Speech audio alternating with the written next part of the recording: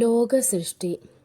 ബൈബിളിലെ ഉൽപ്പത്തി 1 കാണുന്ന സൃഷ്ടികഥ ഏറ്റവും പ്രധാനപ്പെട്ട ഭാഗങ്ങളിലൊന്നാണ്.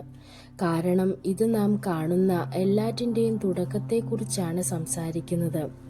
ഈ അധ്യായം ശക്തമായ വചനങ്ങളാൽ തുടങ്ങുന്നു. ആദിയിൽ ദൈവം ആകാശവും ഭൂമിയും സൃഷ്ടിച്ചു. ഇത് ലളിതമായെങ്കിലും അത്ഭുതകരമായ വാക്കുകൾ നമ്മോട് പറയുന്നു. ദൈവമാണ് സകല ജീവന്റെയും സൃഷ്ടാവെന്ന്. സമയം, സ്ഥലം, വസ്തു ഒന്നും ഉണ്ടായിരുന്നില്ലെങ്കിലും ദൈവം നിലനിന്നിരുന്നു, സൃഷ്ടിക്കാൻ ഒരുങ്ങിയ നിലയിൽ. ദൈവം ലോകം 6 ദിവസങ്ങളിൽ സൃഷ്ടിച്ചു, ഓരോ ദിവസവും പ്രത്യേകം ക്രമത്തിൽ.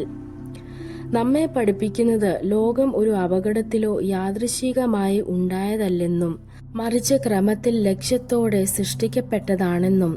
പ്രകാശവും ഇരുട്ടും സമയത്തിന് ആകാശവും ഭൂമിയും വാസസ്ഥലത്തിനും സസ്യജാലങ്ങളും മൃഗങ്ങളും ജീവനും സൗന്ദര്യത്തിനു വേണ്ടിയും മനുഷ്യരെ ദൈവത്തിൻ്റെ സ്വഭാവം പ്രതിഫലിപ്പിക്കാനും അവനോട് പ്രത്യേക ബന്ധം പുലർത്താനുമായി സൃഷ്ടിക്കപ്പെട്ടു.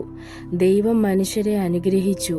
ഭൂമിയെയും സകല ജീവജാലങ്ങളെയും നോക്കിക്കൊള്ളാനുള്ള ഉത്തരവാദിത്വം നൽകി. 6-ാം ദിവസത്തിനു ശേഷം ദൈവം തൻ്റെ സൃഷ്ടി പൂർത്തിയാക്കി. 7-ാം ദിവസം അവൻ വിശ്രമിച്ചു. ഇതിലൂടെ ജോലി വിശ്രമത്തിൻ്റെ ക്രമം ദൈവം സ്ഥാപിച്ചു. അത് ഇന്നും നമ്മൾ പിന്തുടരുന്നു. വിശ്രമം നമ്മുടെ ശാരീരികാരോഗ്യത്തിനും ആത്മീയ പുതുക്കലിനും അത്യാവശ്യമാണ് എന്നതും ഇതിലൂടെ വ്യക്തമാകുന്നു.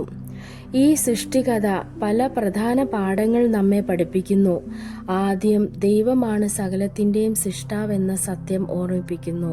നമുക്ക് ചുറ്റുമുള്ള പർവ്വതങ്ങൾ, സമുദ്രങ്ങൾ, നക്ഷത്രങ്ങൾ, നമ്മുടെ സ്വന്തം ജീവൻ എല്ലാം ദൈവം തന്നെയാണ് സൃഷ്ടിച്ചത്.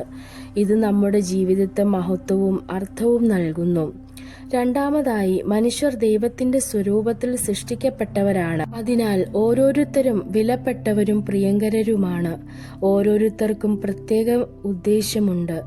ദൈവത്തിന്റെ സ്നേഹം, കരുണ, സൃഷ്ടിപരമായ സ്വഭാവം എന്നിവയെ നമ്മുടെ ജീവിതത്തിൽ പ്രതിഫലിപ്പിക്കേണ്ടതാണ്.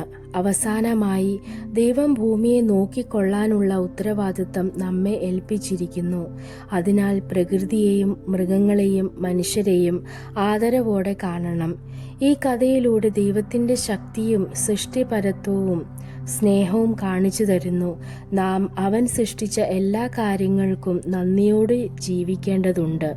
ദൈവം നിങ്ങളെ അനുഗ്രഹിക്കട്ടെ.